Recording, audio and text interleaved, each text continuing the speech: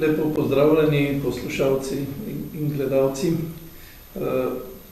Danes smo se srečali zato, da se pogovorimo o tednu možgan, ki ga praznujemo v tem tednu. Možgani vemo, da so naš najbolj pomembni organ, da brez tega nismo to, kar smo, in da v bistvu pa jaz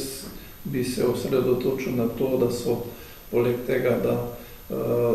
možgani uravnavajo vse procese v telesu, da so tudi naš, bi rekel, glavni procesor za vse, kar mislimo, da počnemo, delamo,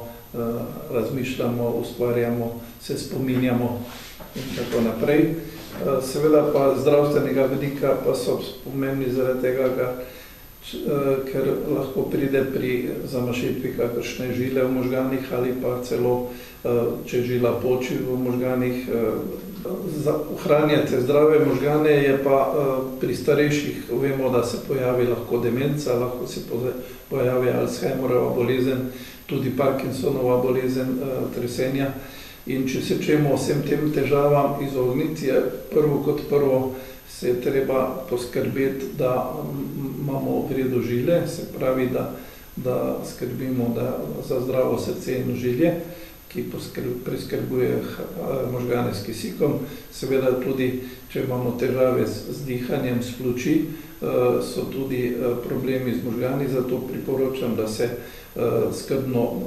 zdravijo te težave, se kontrolira krvni tlak, se kontrolira potem tudi